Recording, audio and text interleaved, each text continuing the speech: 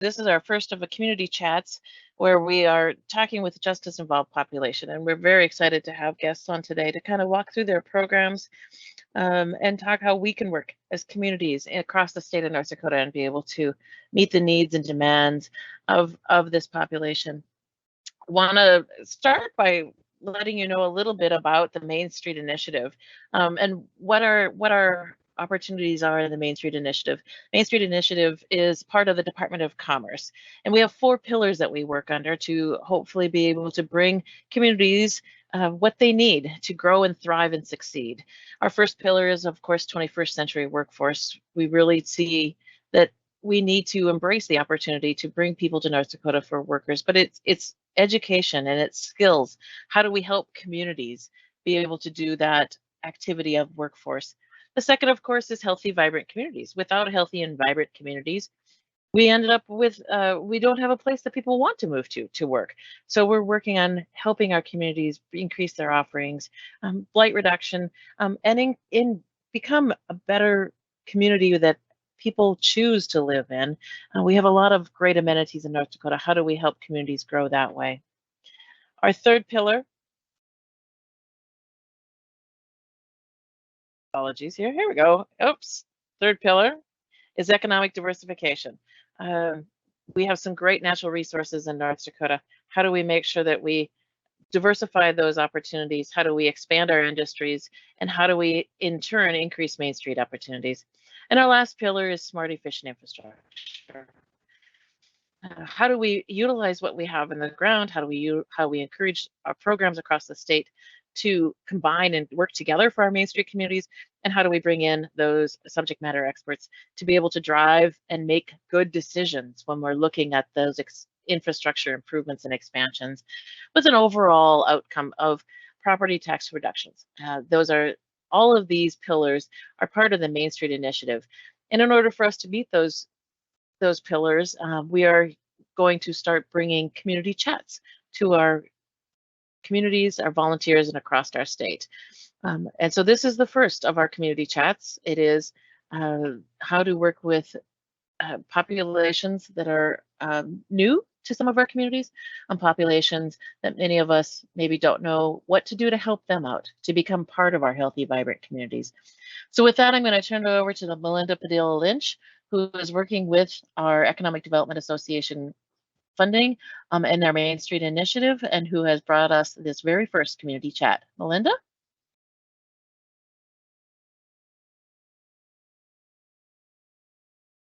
Melinda, you're on mute. Sorry about that. Technical, I forgot to turn myself off mute. I was just going. All right. Thank you guys again. I appreciate your being patient with us. That's definitely fun dealing with technology half the time. Let me just start a little bit over about who we are as MSI. Maria did a great job of introducing us as an MSI team, but we will be hosting a monthly webinar via Teams. If you have a topic that you find interesting or you feel like we should be sharing with you, please reach out to us directly or put it in the chat if you can. Today's topic, we'll be learning on how to embrace our justice-involved population into our communities. One of the main topics we keep hearing across the state is workforce.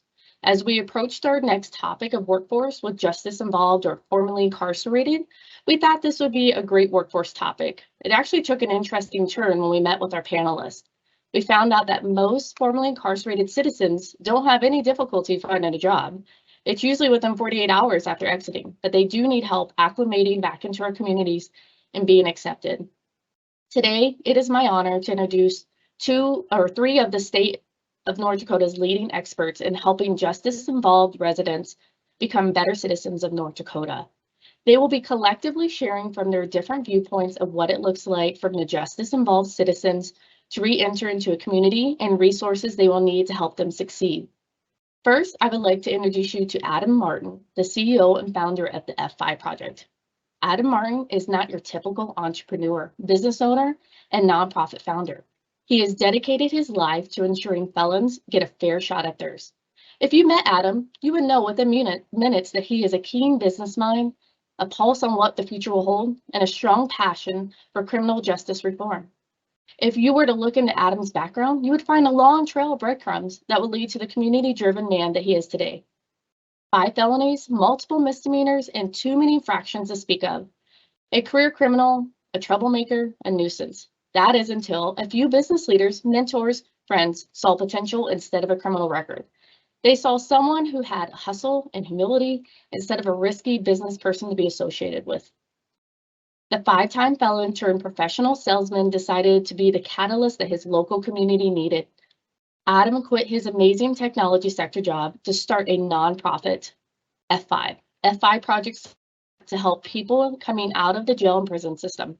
Since its launch in 2017, F5 has grown to 45 staff, 7 transitional houses, 8 offices, and added new services such as outpatient treatment centers, recovery and employment, and housing. Adam, do you mind sharing a little bit more with us about the F5 project? Yeah, can you guys hear me? I'm gonna start 2 shirts. Am I muted and can you hear me? That's like gonna be my new hustle. So thank you for the invite. I appreciate it. It's an honor and privilege to speak for F5 project and to be essentially get to be a part of it on a every day, and it's been an awesome journey. So F5 started 2016. We started with the idea that we wanted to go up the river before people got out of jails or prisons. We learned this from other organizations such as Alcoholics Anonymous, Narcotics Anonymous, places like that, where they were going into institutions such as jails, prisons, treatment centers, and of the sort to basically find people who are interested in being in recovery or interested in being sponsored or whatever, and then bring them to their meetings and work with them. And so I come from that background of institutional work, of doing bringing in like 12-step meetings to mostly in the healthcare area. Prior, because of my felony background, I wasn't necessarily allowed to go into some places because of it. And so when we had the opportunity to go into the Cass County Jail, we went in there. There was 7 guys that showed up to the meeting. The next week there was 14, and then eventually within a few weeks there was an average of 60 guys coming to the meeting every week. And we learned real quickly what our where we were going to go when we started asking the people at that meeting what they needed when they got out. And it was very clear that housing was the #1 issue that faced them when they were getting out. And so we opened up some houses and learned quickly that we needed to have some rules and some policies to run those houses efficiently. And then volunteers started joining in, and we got some momentum, and we became a provider with the behavioral health department called Free Through Recovery. And it was essentially a program that was built around what we were already doing without the titles, right? So, helping people get into recovery, finding employment, getting connected to housing resources, and basically just continuing to work with them regardless of what the monthly outcome was. And very graceful kind of approach and harm reduction, and focused very on the participant rather than like the group. And so we grew along with Free Through Recovery, and so now we have 390 participants across the state of North Dakota, and employees on that contract.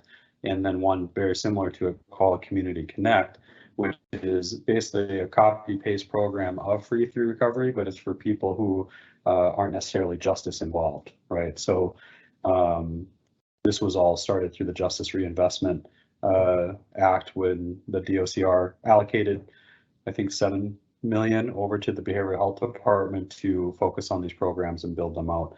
And I think it's been extremely successful, at least from my perspective. And so that was kind of how we got our start, as we got into housing. Then we got into providing support through contracts, and then We started having some events, and then we started doing youth initiatives and women initiatives.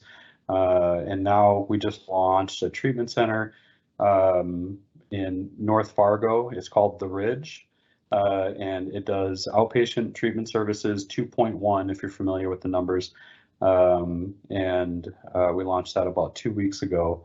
And so the avenue of it that we pursued is that it's going to be kind of a peer support led LAC supervised kind of approach. And so 9 hours a week, we're meeting with people who are just getting into recovery or just coming out of treatment center or just out of prison or jail or whatever. And we're helping them with providing that treatment to them between me and a licensed addiction counselor. We have access to our houses to use them for housing if they need a little more stability or be pulled out of wherever they're at so that they can focus and be safe, like in a good environment. And then we can also connect them with care coordinators and peer support. And so I personally, maybe I'm a little biased, I think that this is probably the best approach one can do without actually having an inpatient treatment center. Because we went before it to build out the community aspect of reentry, and now we're going to build out the treatment center aspect of it. And so when we release people from our treatment or they move out of our houses, they have ongoing care as long as they continue to be willing to do that. And we can literally do that anywhere in North Dakota. So we just wanted to bring it all in-house. The partner that we did it with was Midwest Mental Health, Dr. Jarvis, who was the chief nursing officer for Prairie St. John's for 20 years. She's leading with the nurse practitioners, the LACs, and then on the peer support side, F5 Projects leading that. And we have probably 20 peer supports that are certified here in Fargo, along with the care coordinators and then the house managers and stuff. So it's evolved, is basically what I'm saying. It went from one guy just going into a jail meeting with 6 guys, 6-7 guys to talk about his personal story to, having 45, 50 employees, 8 offices and 7 houses and treatment services. So we're very appreciative to the North Dakota Department of Corrections and especially Probation and Parole for being great and awesome partners with us and working alongside through Free Through Recovery. I'm a big fan of Rick and the work that he does at Rough Rider Industries and helping equip people with the right skills by the time they get to us. And so the more that we can do on the front end with people that are on probation or in the prisons, the much more equipped and better off we will be on the outside when we receive them. And I've seen really, really, really good results when we focus on that. So that's it. That's all I got. That's F5 Project kind of in a nutshell. And I just want to again say that I really appreciate that I get to share a panel with these guys because I'm super big fans of them and the leadership that they bring to the table. So. Thank you so much. I really appreciate your insight and letting us know more about F5 Project. Next up, I'd like to introduce to you Pat Braun. Also, I didn't know how to say his last name, so he told me it's like Bonfire. So that's how I'm going to refer to him all the time. So Patrick Braun is the Director of Division of Parole and Probation of the North Dakota Department of Corrections and Rehabilitation since April 2018.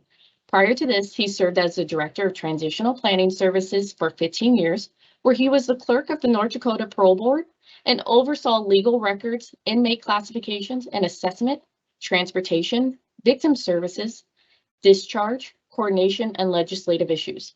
He also served as a training officer, contact manager, program developer, including the development of implementation for the North Dakota's first adult drug court.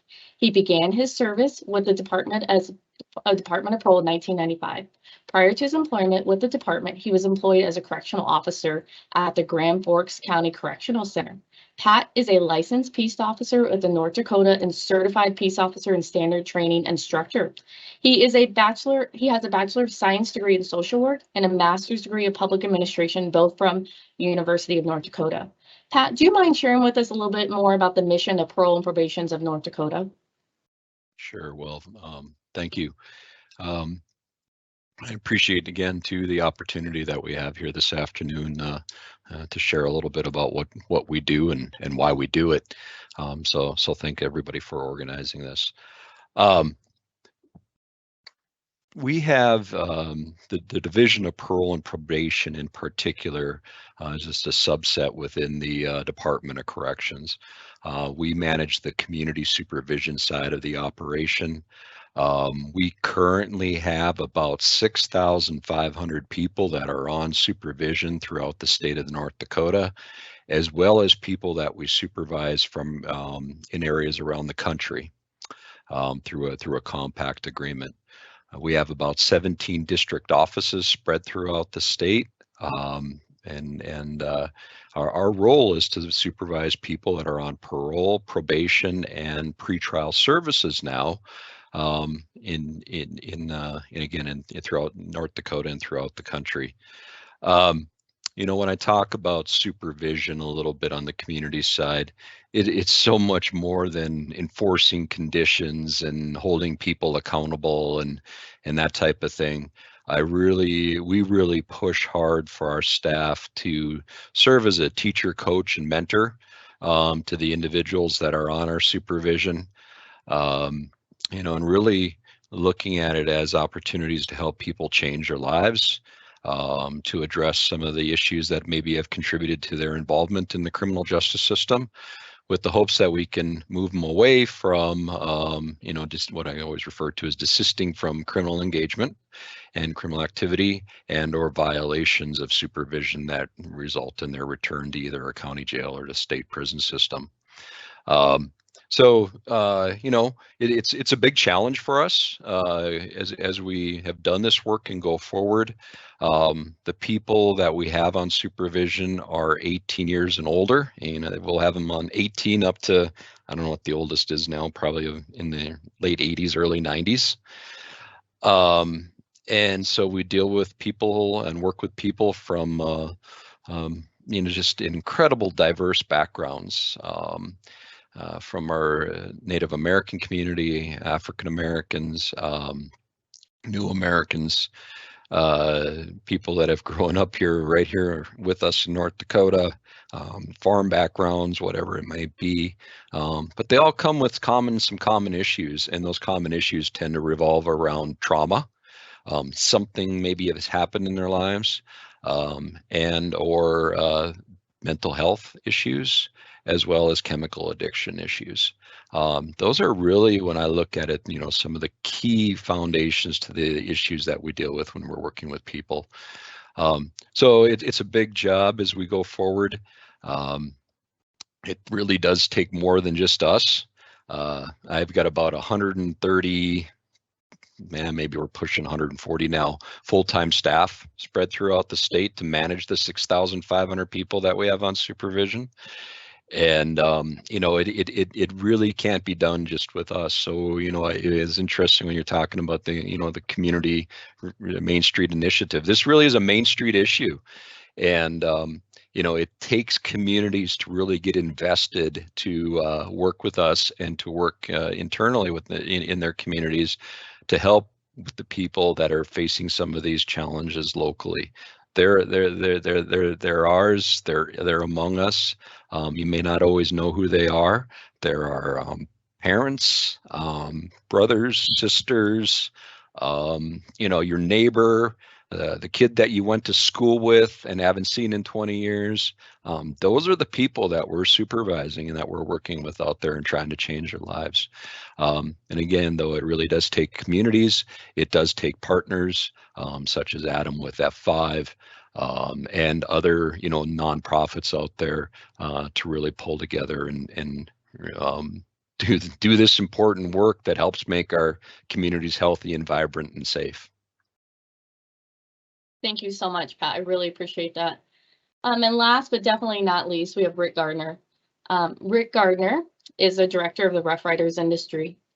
Rick Gardner has been with the Department of Corrections and Rehabilitation and has served as the director of Rough Riders industry since September 2011.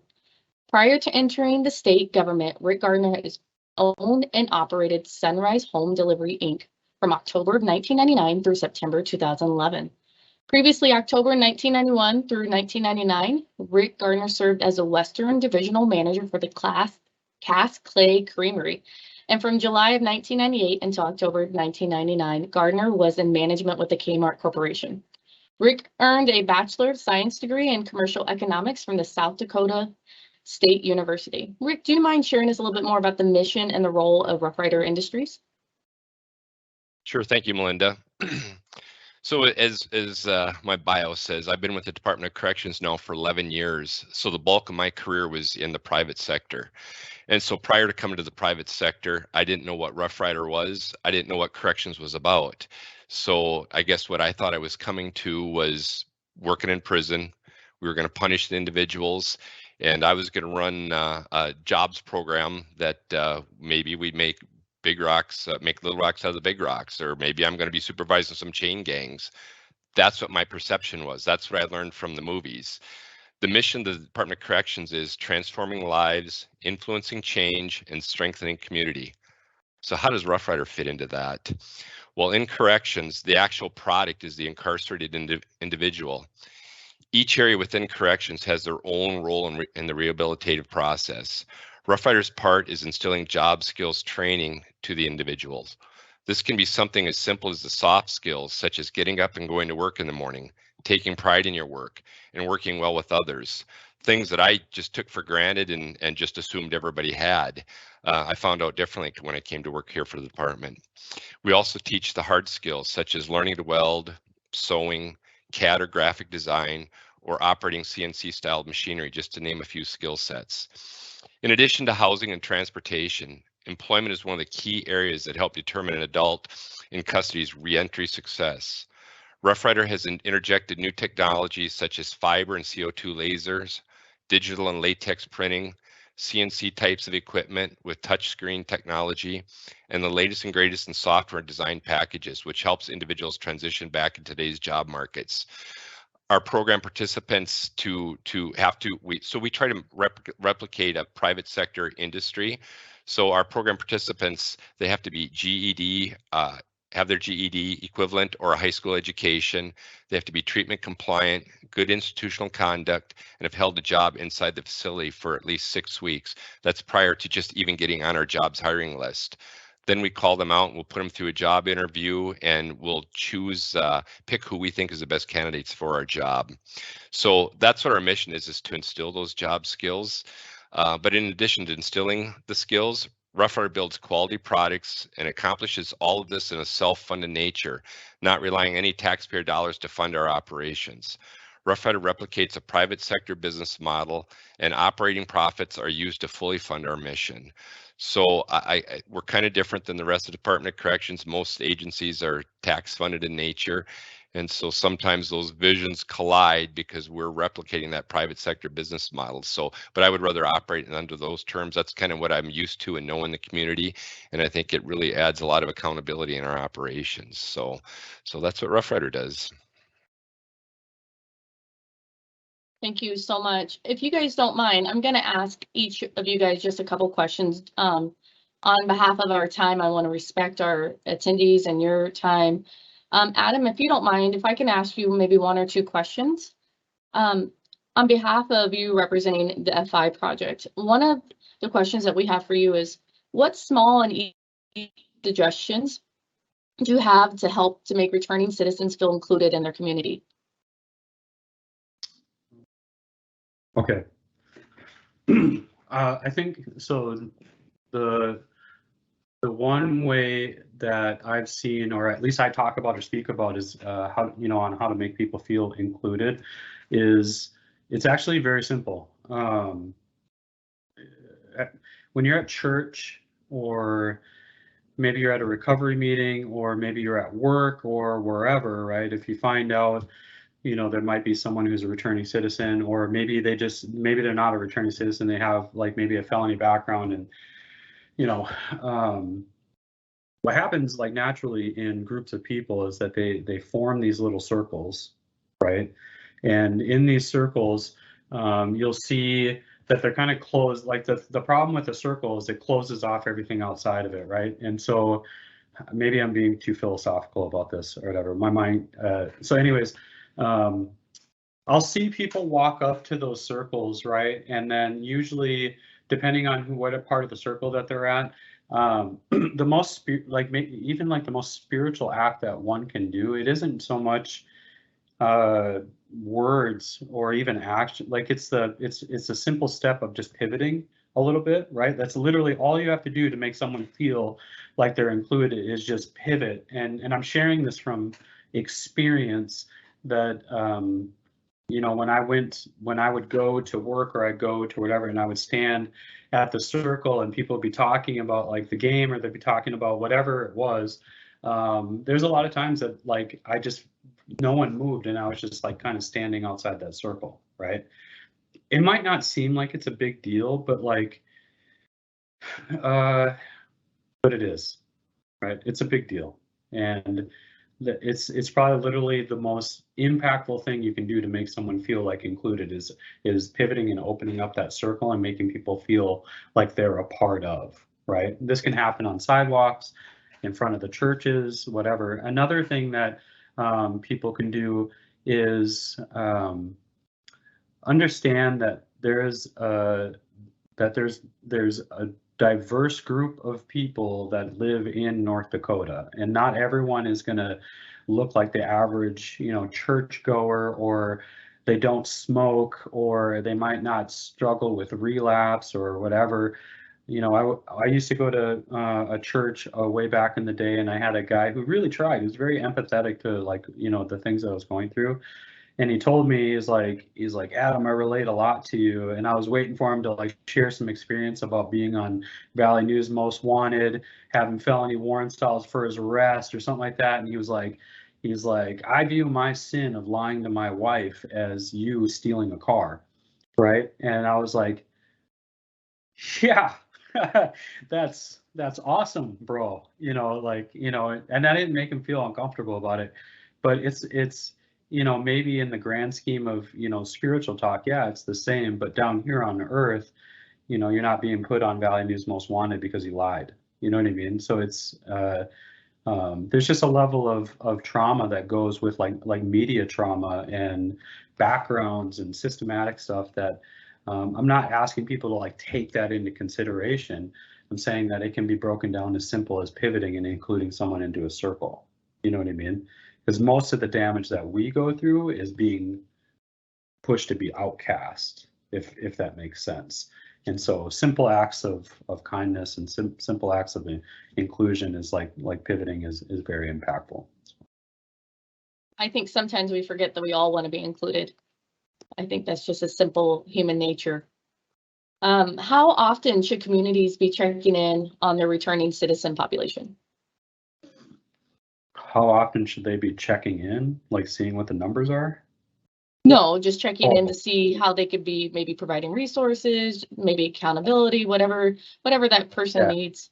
You know, honestly, I think that people get really bent out of shape that they have to treat people like, you know, differently or something like that. A lot of that, I mean, we're talking about human beings, so it's just like, you know, I think one of the reasons that F5 has grown so fast is that, like, when I meet with my staff and I tell them, you know, their job is to, like, you know, collect data and connect resources and meet with them frequently and stuff. And I was like, man, by the time people get to us, they've met with like 4 or 5 other people this week that are very similar in doing the same things that we're trying to do, right?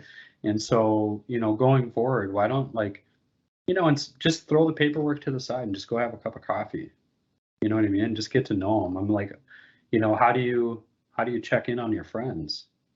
You know, like, how do you check in on grandma who lives down in Alabama? You know what I mean? Like, it's it's humanizing the relationship factor. And so I don't think that there's a special, you know, sauce to, you know, how often you should be checking in or how to check in. I think just being friendly and you know, treating them just like everyday human beings and being genuine will be a lot more impactful, even if it happens once a month versus checking the box once a week and making sure that they're good, if that makes sense.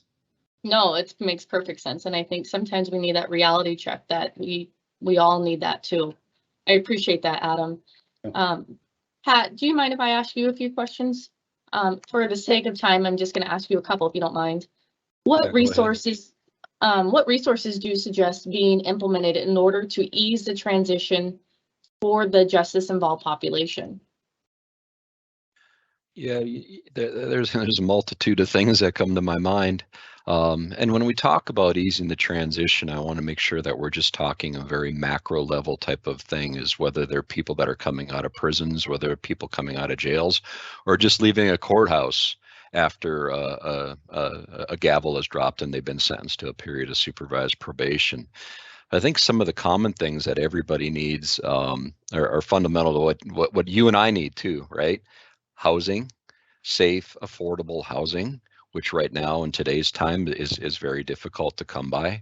There's a lot of pressure out in our housing markets and rental, and of course, population that has a felony on their record or criminal justice involved have another stigma or challenge to overcome with being able to find something that may be affordable and safe for them. So housing. We mentioned a little bit earlier about employment and the work that Rick does in preparing people for the job market as they're coming out of prisons. But employment is so much more than just having a job. It's really having a livable wage as well. So the other benefits that come with it that are helpful in making it too, right? So it's a wage, a livable wage, health care, sick leave. So if you got kids that are ill, those types of things are all important to helping people assimilate. Basic things around transportation. I think we take it for granted sometimes about how many of us will move around pretty easily. Maybe we've even hit the brakes a little bit with the price of gas. But think about what the increase in gasoline means to somebody who's living on a very limited income, maybe just coming out of prison, having some challenges with outstanding fines, fees, restitution, and other unpaid bills, maybe poor credit rating. So things that you and I, right? I'll need to be a part of our communities. Other things, though, are really important too. This goes with transportation, is the challenges around even having a driver's license for many people. There's a lot of restrictions out there for people that have been involved in criminal justice, that have a particular DUI type of activity, as it presents a challenge there. And then, of course, some services around behavioral health. That's mental health services, access to chemical addiction treatment services. And we're really seeing some of those things challenged in our communities across the state and across the country. And certainly, if you paid attention to the news, right, and COVID, right, there's a whole nother level of chemical addiction issues and mental health issues that are emerging out of the pandemic. And that's all playing a role as well. So we got to be able to have the capacity to provide those services for our communities and for our criminal justice involved population. And I will say too that sometimes that criminal justice population is maybe set aside or seen different than others. And so trying to move past some of the stigma that's also associated with being criminal justice involved. And then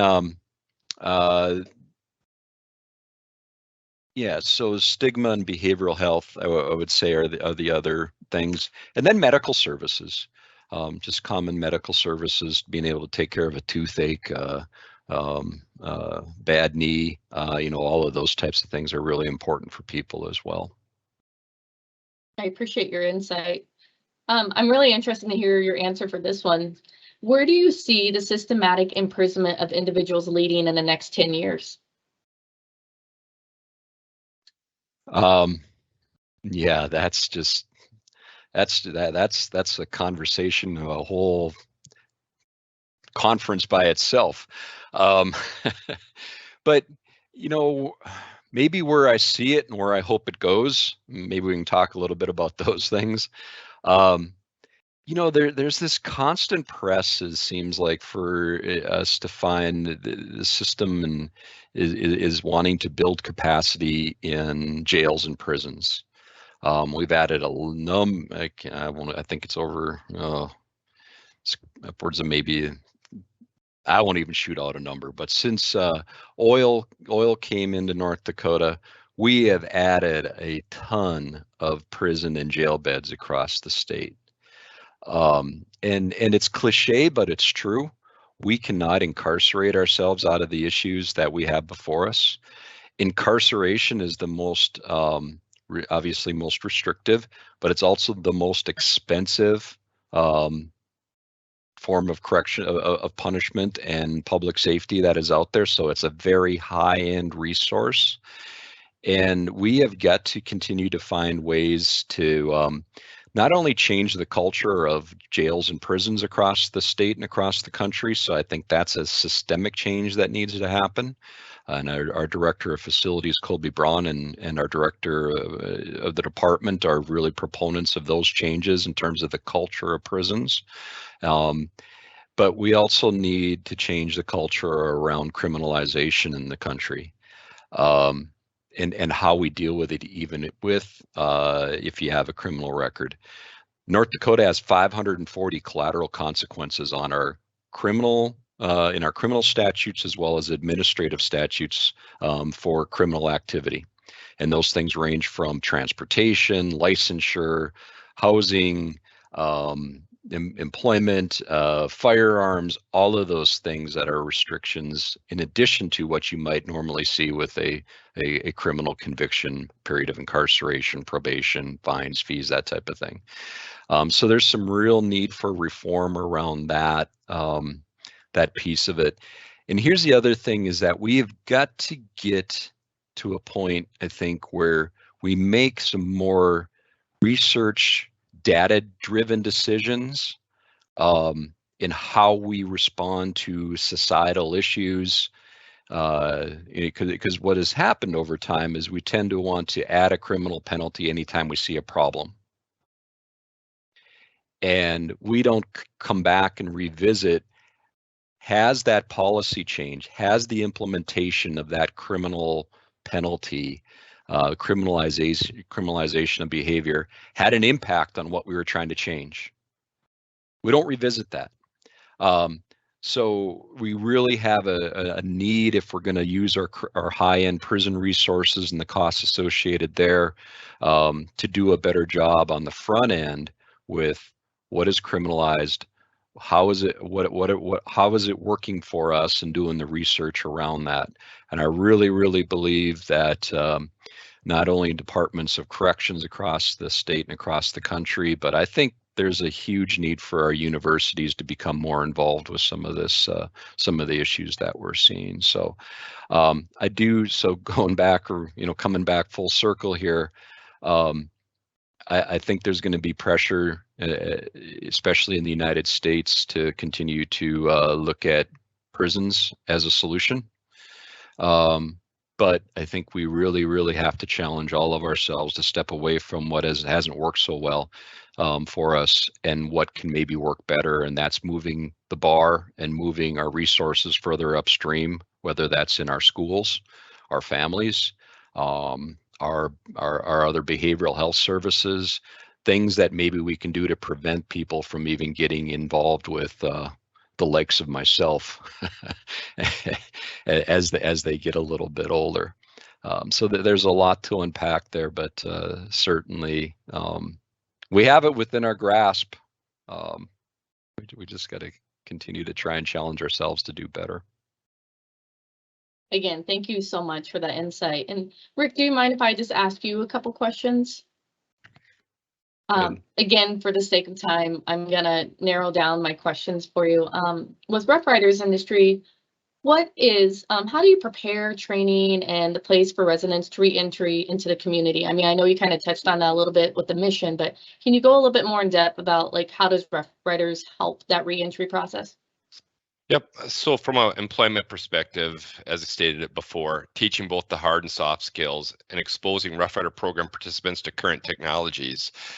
That's always, I guess, when I first came here, that was kind of one of my goals, is guys that have done lots of time. We've got guys 25, 30 years in. The world's a much different place that they're going to release to. than what they what they left when they were sent our way. So exposing them to some of that technology, but having technology in a prison environment is not always easy. Right now, most of your CNC type equipment, you've got to have internet based. The simple fact of bringing computers into the institution and the security that goes all around that, I think it's imperative that we expose the guys to that. And but somehow you got to wrap security around that. So so how do you do that? And so right now that's kind of an evolving process right now in corrections. We've actually got we have guys that that actually work for Rough Rider Industries that have served time in the department. Actually, I've got one of our employees, we just served 10 years with us and worked with us. And so we're using a lot of his feedback that he provides, just how can we improve our program? How can we improve his corrections as a whole? What are some of the struggles and challenges that he's faced upon reentry? And he's provided us great information that we've taken back and kind of driven up through departments and created lots of conversation with that. So our role here is just how do we prepare them for that? And right now it is that technology piece, and it's still a work in progress. I think the employers on the outside would expect, if they're going to hire one of our own as they release, they're going to expect not a guy that knew technology from 25 years prior, but that skills gap. They're going to expect them to, be able to perform just like any other person that walking in off the street. So that would be one of our goals here is just prepare them from a technology perspective. I don't know if we're ever going to exceed that. I think it's always going to be challenged just because technology is ever changing. And so, but just the simple things that you and I take for granted, touchscreen technology. If you came in 25 years ago, there probably wasn't a lot of touchscreen technology. So a lot of our equipment has that touchscreen technology, pretty basic stuff. But when you get out, something as simple as a smartphone is a touchscreen technology. So we try to expose them to that. So when they do get out, they don't have this big shock when they get back out, and they can kind of, I guess, adapt more easily to in their reentry.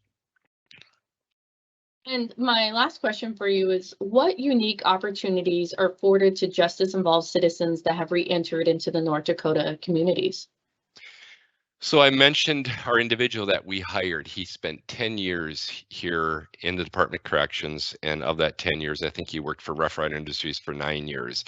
And so I learned a lot from just his experience. And so what I wasn't aware of was the opportunity to pay it back by helping others as they reenter society. So without that help is imperative, I guess, for them helping each other. So that person, so everything from relying on rides to finding employment to housing. A lot of the guys that spend a lot of time in there, they get institutionalized. We've had a guy that did over 25 years here. When he got out, didn't know how to cook, didn't know how to do his laundry. He had lost a lot of weight. We were fearful that he was going to maybe commit another crime just to come back to prison. He did a lot of time here in prison, and he became institutionalized. So the basic things that those things are kind of taken care of while you're in prison, and now you release, and things that we don't think of, they've got to kind of figure out on their own. And so that information brought back to me, I didn't know exists. I didn't know that network was out there where these guys serve time with each other, and it's the pro-social guys that kind of make those connections, and they help one another when they get out. So, and that's huge, as Pat alluded to, just the driving piece of it. The one individual that I referred to that did 25 years, he came through our program out here at minimum custody placement, and we put him in a forklift, and he froze. He hadn't driven a vehicle in over 25 years, and you think something as easy as a forklift. I just took that for granted that, well, there's a forklift, started up and go practice around the yard. And he hadn't been behind the wheel on anything in that long a time, quarter of a century. So things are very easy to overlook that we in the Free Society take for granted, the little things. And so that support network in the community, I guess, is something that that I found unique. I think it's an opportunity for us as a department to learn, and also as an opportunity for the residents as they release, you know, just to have that person that they can lean on, that they feel comfortable with. So I know I found that quite eye-opening just hearing that experience. So. And also, I want to make sure people know if they would like to come do a tour of the Rough Rider Industries, they can contact you. We did put all of your websites on the slides so that people could contact you. But I know for me, visiting the Rough Riders Industry, doing a tour was really eye-opening. It ends my section, and I want to thank you guys again for your time and your expertise. And I'm going to turn it over to my coworker, Gabby. Hi there, everyone. I just have a couple more questions that were submitted before the webinar today. And we don't have to hit on all those since we're running low on time, but well, the first question was, are there any common misconceptions associated with the prison system that you would like to elaborate on? And anyone can answer these questions, by the way. I guess I can take a crack at that. I guess the misconception that I have is the same one that I had when I came to work for the department, that prison is not and should not be considered a place of punishment, but rather a place where we can help fix what is broken. 97% of the incarcerated individuals will at some point re-enter society. These individuals could be our neighbor or coworker. The DOCR's role is not to judge or punish, but rather to treat individuals with with the necessary services and return them back to society as better people than they were before, thus reaching the Department of Corrections' vision of healthy, productive neighbors in a safe North Dakota.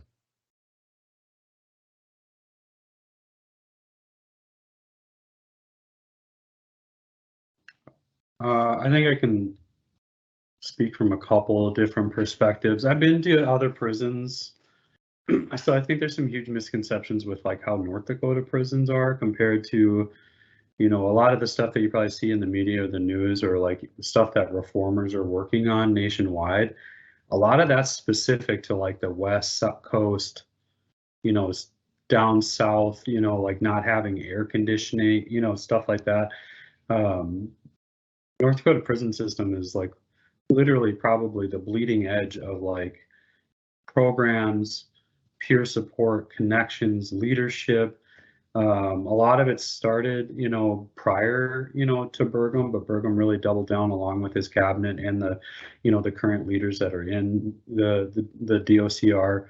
Rough Rider industry that's kind of an abnormal, you know, thing across the nation. So I think, you know, this is part of the reason why judges have been known to send people to prison to get treatment, because they've got more resources and really double down on becoming the R and you know, the North Dakota Department of Corrections and Rehabilitation, right? And so I think that if people took tours of the prisons and met with staff and met with, you know, over at Rough Riders and see all the partners they're working with and all the volunteers that are coming in there, and just how peer support is a paid job in the prisons, they would be pleasantly surprised on the different type of culture it has compared to other prisons.